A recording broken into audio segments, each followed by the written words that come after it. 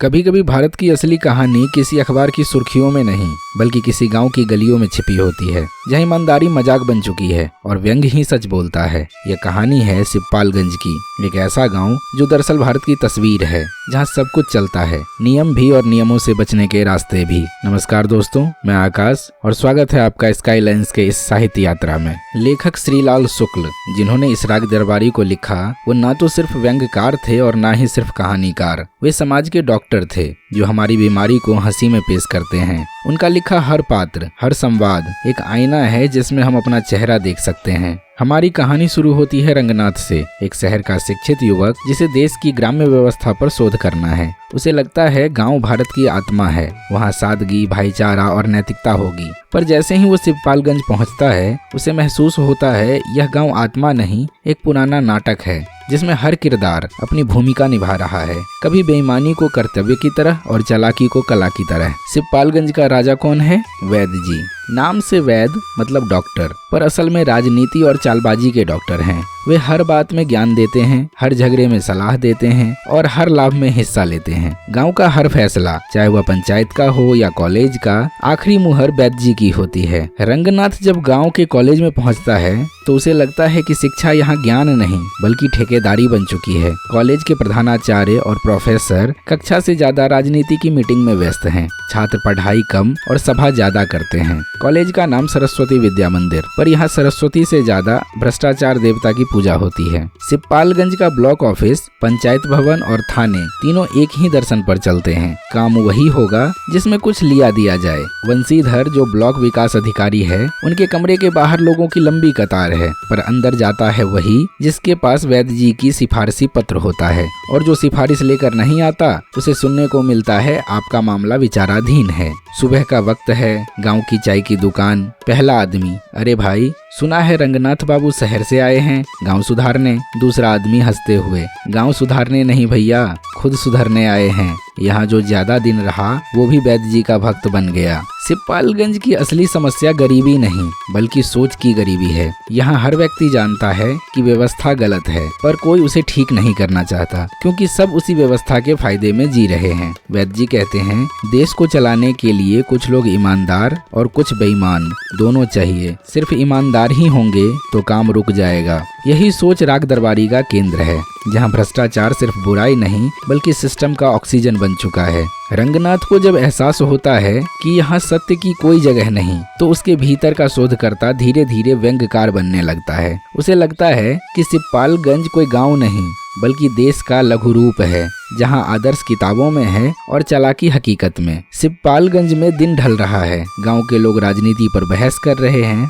और दूर कहीं से मंदिर की घंटियां बज रही है। रंगनाथ आसमान की ओर देखता है और सोचता है, क्या इस गांव में कभी कोई राग सचमुच बजेगा या हमेशा यही राग दरबारी चलता रहेगा, जहां हर बात में तानपुरा वैद जी के सुर में बजता है। यह थी राग दरबारी की शुरुआत, जहां व्यवस्था, राजनीति और समाज का व्यंग धीरे धीरे हमारे अपने सच को उजागर करने लगता है। कहते हैं भारत में राजनीति सिर्फ संसद में नहीं होती, वो हर गांव की चाय की दुकान से शुरू होकर हर इंसान के दिल तक पहुंचती है। और सिपालगंज राजनीति का ऐसा अखाड़ा है जहां नेता नहीं खिलाड़ी पैदा होते हैं। गांव के हर छोटे बड़े काम का मालिक वैद जी, हर फाइल उसकी नजर से गुजरती है, हर अफसर उनके संकेत का इंतजार करता है। वो ना तो एमएलए हैं ना कोई सरकारी पद पर पूरे सिपालगंज में उनकी बात आदेश मानी जाती है। वे कहते हैं, हम राजनीति नहीं करते बेटा, राजनीति तो अपने आप हमारे इर्द गिर्द घूमती है। उनकी आंखों में चतुराई, चेहरे पर धर्म और जनसेवा का मुखौटा और दिमाग में चालों का पूरा खजाना। ब्लॉक ऑफिस में भी वैद जी का प्रभाव सर्वत्र था। वंशीधर विकास अधिकारी एक ईमानदार और सख्त अफसर, पर ईमानदारी की यही बीमारी उनकी सबसे बड़ी कमजोरी बन जाती है। वंशीधर, काम तो नियम के अनुसार होगा। क्लर्क हंसते हुए, साहब यहाँ नियम वही है जो वैद जी कहें। वंशीधर, मैं वैद जी को नहीं जानता। क्लर्क, तो जान लीजिए नहीं तो आपका ट्रांसफर हो जाएगा। धीरे धीरे सिपालगंज में एक नया तनाव फैलने लगा। वंशीधर बनाम वैद जी, एक तरफ सिद्धांतों पर टिके अफसर, दूसरी तरफ अनुभव और चालाकी का बादशाह। वैद जी ने गांव के नेताओं को बुलाया, भाइयों यह वंशीधर हमारी व्यवस्था को बिगाड़ रहा है, हमें कुछ करना होगा। फिर शुरू हुआ असली खेल, झूठे आरोप, गलत कागजात और अफवाहों की राजनीति। सिपालगंज में चाय की दुकानें सिर्फ चाय नहीं देती, यहाँ अफवाहें भी फ्री में रिफिल होती है। पहला आदमी, सुना है वंशीधर रिश्वत नहीं नहीं लेते? दूसरा, तो फिर यहाँ टिकेंगे कैसे? तीसरा, कहते हैं वैद्य जी नाराज है। पहला, मतलब अब साहब का तबादला पक्का समझो। वैद्य जी ने एक मीटिंग बुलाई। कॉलेज, पंचायत और व्यापार मंडल के सभी लोग उपस्थित थे। हमारे गांव का विकास ठप हो गया है। उन्होंने कहा, वंशीधर काम नहीं कर रहे, जनता त्रस्त है और अफसर मस्त। सभा में तालियां बजी, भाषणों की गंध से वातावरण भर गया और अगले ही दिन अखबार में छप गया, सिपालगंज में विकास रुका, जनता नाराज। इधर कॉलेज में भी राजनीति का तूफान उठ चुका था। प्रोफेसर, छात्र और प्रधानाचार्य सब वैद्य जी की नजरों में अपनी वफादारी साबित करने की कोशिश में थे। रंगनाथ यह सब देख रहा था। वह सोचता है, शिक्षा और राजनीति में इतना फर्क कहाँ रहा? दोनों जगह झूठ, दिखावा और गुटबाजी ही तो है। प्रधानाचार्य, हमारा कॉलेज सुधारने में आपकी सलाह चाहिए वैद्य जी। वैद्य जी मुस्कुराते हुए, पहले मुझे कॉलेज के फंड का हिसाब दिखाओ बेटा, फिर मैं तुम्हें ईमानदारी का पाठ पढ़ाऊं। रंगनाथ के लिए ये अनुभव नया था। उसे लगता था कि गांव सादगी का प्रतीक होगा, पर यहाँ सादगी सिर्फ मूर्खता मानी जाती थी। अब वह शोध कम और व्यंग ज्यादा करने लगा। वह अपनी डायरी में लिखता है, भारत गांवों का देश नहीं बल्कि चालाकों का साम्राज्य है। अंततः वंशीधर ने नियमों के सहारे टिके रहने की कोशिश की, पर वैद्य जी के रिश्तों की जड़ें हर दिशा में फैली थी। एक दिन आदेश आया, वंशीधर का ट्रांसफर तत्काल प्रभाव से। ऑफिस में सन्नाटा था, पर बाहर चाय की दुकान पर फिर से हंसी गूंज रही थी। देखा, आखिर वैद्य जी जीते। भ्रष्टाचार का ही तो ये राग है भाई, राग दरबारी। वंशीधर चला गया, पर व्यवस्था वैसी ही रही। सिपालगंज में कुछ नहीं बदला, सिर्फ चेहरे बदले, कुर्सियां वही रही। रंगनाथ अब समझ चुका था, यह गांव नहीं, एक जीवित व्यंग है। भ्रष्टाचार सिर्फ कोई व्यक्ति नहीं करता, उसे समाज मिलकर निभाता है। हर अफसर, हर नागरिक, हर नेता थोड़ा थोड़ा दोषी है, और यही वजह है कि भारत के गांवों में विकास अब भी भाषणों में है, जमीन पर नहीं। अब सिपालगंज के आसमान में एक नई कहानी जन्म ले रही है। रंगनाथ के मन में सवालों की आग और वैद्य जी की राजनीति की जीत। पर कहानी यहीं खत्म नहीं होती। सिपालगंज में राजनीति किसी चुनाव से नहीं बल्कि संबंधों और स्वार्थों के तालमेल से चलती थी। यहाँ कोई विरोधी नहीं था, बस हर कोई किसी न किसी का समर्थक था। और इस सत्ता की डोर थामे हुए थे तीन लोग, वैद्य जी, सरजू प्रसाद और बद्री पहलवान। वैद्य जी पढ़े लिखे नहीं थे, पर सत्ता का हर श्लोक उन्हें कंठस्थ था। वे कहते थे, राजनीति सेवा नहीं, संतुलन की विद्या है। गांव में जो बोलता था वो उनका आदमी था, जो नहीं बोलता था वो डर के मारे उनका आदमी बन जाता था। गांव का प्रधान था सरजू प्रसाद। चेहरे पर हंसी, आंखों में डर और दिल में वैद्य जी का आदेश। वो जनता से कहता था, हमारे गाँव में लोकतंत्र है, हर आदमी अपनी बात रख सकता है। पर जब कोई अपनी बात रखता तो वैद्य जी मुस्कुराते हुए कहते, रख दी ना बात, अब रखो उसे अपने पास। सरजू प्रसाद जनता के बीच वैद्य जी का चेहरा था। हर फैसला वह नहीं करता था, बस पढ़ता था, जैसे स्कूल का बच्चा जो वैद्य जी के हाव भाव से सवाल समझता है। गांव में एक पुल हर साल बनता और हर साल बह जाता। लोग पूछते, प्रधान जी पुल फिर टूट गया। सरजू प्रसाद हंसकर कहते, इस बार और मजबूत बनवाएंगे, वोट दीजिए पहले। सिपालगंज की राजनीति पुल जैसी थी, हर साल टूटती, फिर वही लोग जोड़ते। और अब आते हैं उस व्यक्ति पर जिसके बिना कोई चुनाव नहीं, कोई पंचायत नहीं, बद्री पहलवान, जो वैद्य जी के आदेश पर गांव में शांति बनाए रखता था, यानी जो बोले उसका मुंह बंद कर दो। लोग कहते, बद्री पहलवान ताकतवर है। वो कहते, हम लोकतंत्र में रहते हैं पर पहलवान के मोहल्ले में नहीं। बद्री पहलवान का न्याय सरल था, जो वैद्य जी के खिलाफ बोले उसकी मिट्टी जल्दी ठंडी हो जाती थी। बद्री पहलवान जब पंचायत में बैठता तो कुर्सी खुद थोड़ी साइड हट जाती थी, क्योंकि ताकत को कभी कभी जगह चाहिए होती है। रंगनाथ यह सब देखता था और सोचता, यहाँ कोई व्यवस्था नहीं, एक रस्सी है जिसके एक छोर पर वैद्य जी, दूसरे पर सरजू प्रसाद और बीच में बद्री पहलवान की मुट्ठी। शिक्षा यहाँ किताबों में नहीं बल्कि सत्ताधारी की आंखों में लिखी जाती थी। रंगनाथ ने कॉलेज में जाना शुरू किया। वहाँ भी वही नाटक था। प्रधानाचार्य, अध्यापक, छात्र सबके अपने अपने वैद्य जी थे। जो पढ़ाता नहीं था वह विद्यार्थी संघ का अध्यक्ष था, और जो पढ़ना चाहता था वो राजनीति में रुचि नहीं रखता, घोषित कर दिया जाता था। शिक्षा यहाँ सुधार नहीं, साधन थी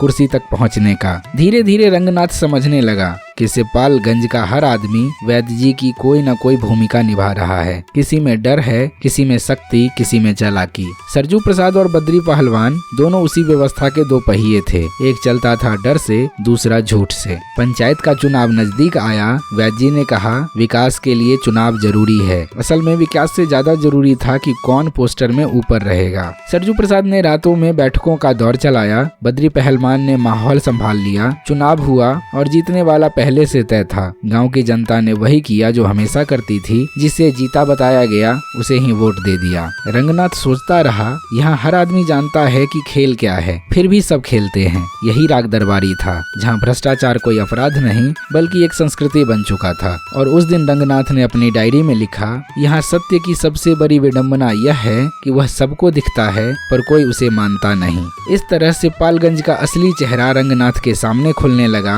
यह सिर्फ गांव नहीं था, यह भारत के उस हिस्से का आईना था जहां हर आदमी सिस्टम की बात करता है पर खुद उसका हिस्सा बन जाता है। अब रंगनाथ के मन में सवाल था, क्या यह बदलेगा? कभी कभी आदमी किसी जगह पर नहीं बल्कि एक सोच पर हारता है। रंगनाथ भी हार चुका था, न किसी व्यक्ति से, न किसी नीति से, बल्कि उस सरी हुई व्यवस्था से जिसे सब जानते हैं पर कोई बदलना नहीं चाहता। सिपालगंज में महीनों बिताने के बाद रंगनाथ की आंखों के सारे भ्रम टूट चुके थे। वो सोचता था, मैं इस गांव की सच्चाई पर शोध करूंगा, लोगों को जागरूक बनाऊंगा। पर अब उसे महसूस होता था, यहाँ कोई सच जानना ही नहीं चाहता। हर कोई अपने झूठ को बचाने में लगा है। यहाँ हर आदमी अपने स्वार्थ का कवच पहनकर घूमता है। कोई सच्चा नहीं, सब व्यंग में जिंदा हैं। वैद्य जी अब पहले से ज्यादा शक्तिशाली हो चुके थे। बंसीधर जा चुके थे। कॉलेज, पंचायत और अफसर सभी उनके इशारों पर नाच रहे थे। उन्होंने नया नारा दिया, गांव को स्वावलंबी बनाना है। और स्वावलंबन का पहला काम था वैद्य जी के लिए नई जीप खरीदना। अब रंगनाथ खुद से लड़ने लगा। वो देखता था कि व्यवस्था कितनी गंदी है, पर उसे बदलने की ताकत अब उसमें नहीं थी। हर रोज वह सोचता, क्या ये वही देश है जिसके लिए गांधी ने सपना देखा था? फिर वो खुद को समझाता, शायद यही हकीकत है, आदर्श किताबों में ही अच्छे लगते हैं। सिपालगंज में अब हर समस्या का हल भाषण से निकलता था। कोई सड़क टूटी हो, कोई स्कूल बंद हो या कोई किसान भूखा हो, हर बार एक सभा होती, पोस्टर लगते, नारे लगते और सबके बाद वही हाल जस का तस। और इन सब का संचालन कौन करता था? फिर वही वैद्य जी। समर्थक, वैद्य जी सड़क तो बनवाइए। वैद्य जी, बिल्कुल बेटा, चुनाव के बाद पहला काम यही होगा। समर्थक हंसते हुए, पर वैद्य जी चुनाव तो पिछले साल हुआ था। वैद्य जी, तो फिर अगले चुनाव के लिए तैयार रहो। अब रंगनाथ भीतर से टूट चुका था। वह सोचता है, क्या ईमानदारी मूर्खता है? क्या व्यवस्था से लड़ना बेवकूफी है? उसके मन में अब शोध की जगह निराशा आ चुकी थी। अब वो समझ चुका था, गांव का असली चेहरा सिर्फ राजनीति नहीं बल्कि स्वीकार्यता है। लोगों ने इस गंदगी को अपना लिया है। रंगनाथ अब अक्सर नदी किनारे चला जाता, जहां वह अकेला बैठता, आकाश की ओर देखता और सोचता, यहाँ सब कुछ चलता है, झूठ, रिश्वत, बेईमानी, सब। फिर भी सब कहते हैं देश आगे बढ़ रहा है। सिपालगंज में इस बीच एक नया प्रस्ताव आया, गांव को मॉडल विलेज बनाया जाएगा। इसके लिए 3 समितियां बनी, 5 भाषण हुए और 7 फोटो अखबार में छपे। बस काम वही का वही रहा। रंगनाथ हंस पड़ा, कर भी पर सच्ची हंसी। यही है राग दरबारी, जहाँ हर बात में साज है पर कोई सुर नहीं। एक दिन उसने तय कर लिया, वो अब सिपालगंज छोड़ देगा। सुबह का वक्त था, गांव अभी नींद में था। वो स्टेशन की ओर बढ़ा, जहाँ हवा में धूल, शोर और थोड़ी सी उम्मीद थी। ट्रेन की सीटी बजी और रंगनाथ उस गाँव से निकल गया, जो अब उसके लिए शोध का विषय नहीं बल्कि एक प्रतीक बन चुका था। राग दरबारी का अंत कोई कहानी का अंत नहीं है, ये तो एक सवाल है जो आज भी हमारे समाज से पूछता है, क्या हम सच में बदलना चाहते हैं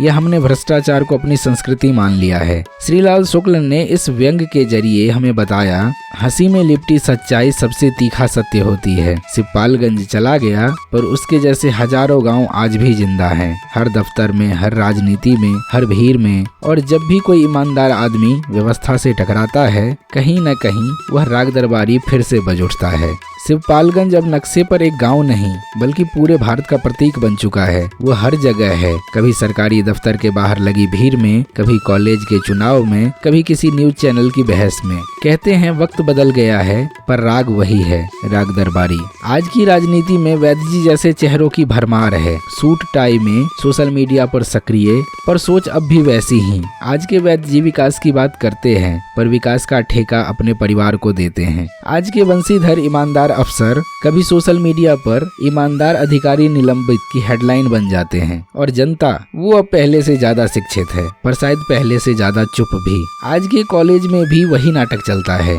बस किरदार बदल गए हैं। पहले छात्र राजनीति में नारे लगाते थे, अब वही ट्रेंडिंग हैशटैग बनाते हैं। पहले प्रोफेसर जी की जय बोलते थे, अब फंडिंग एजेंसी के आगे नतमस्तक हैं। शिक्षा आज भी व्यवस्था की दासी है, बस उसने अब अंग्रेजी पहन ली है। सिपालगंज अब इंटरनेट पर है, वो हर जगह है जहाँ कोई झूठ सच्चाई से तेज दौड़ता है। पहले गांव में अफवाह फैलाने के लिए पंडित, बनिया या नाई काफी थे, अब एक फॉरवर्ड बटन ही काफी है। आज का व्यंग यह है कि हर आदमी खुद को जागरूक समझता है, पर कोई सोचता नहीं, बस शेयर करता है। अगर वैद्य जी आज होते तो वो पब्लिक लीडर नहीं, इन्फ्लुएंसर कहलाते। उनके पास यूट्यूब चैनल होता, जनता बोले वैद्य जी बोले। वे हर दिन नया वादा करते, हर मुद्दे पर बोलते और हर गलती पर कहते मैं जिम्मेदार नहीं हूँ, ये सिस्टम है। यही तो असली राग दरबारी है, जहाँ हर कोई कहता है मैं सही हूँ और कोई नहीं मानता कि हम सब गलत हैं। रंगनाथ अब किसी गांव में नहीं, वो हर उस युवक के भीतर है जो व्यवस्था को बदलना चाहता है, पर धीरे धीरे उसी में घुल जाता है। वो अफसर जो शुरू में ईमानदार था, वो पत्रकार जो सच्चाई बोलता था,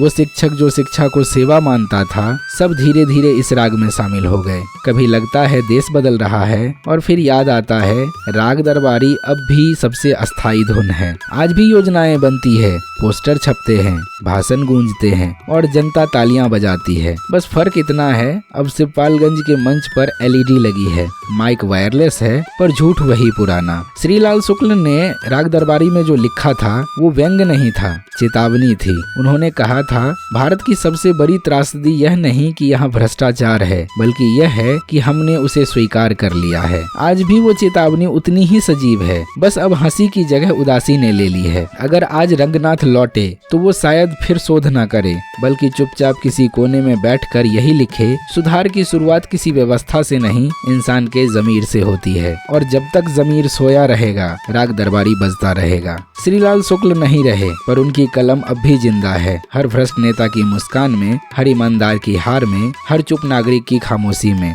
राग दरबारी कोई किताब नहीं, ये भारत का अदृश्य आईना है जिसमें हम सब दिखते हैं पर देखना नहीं चाहते।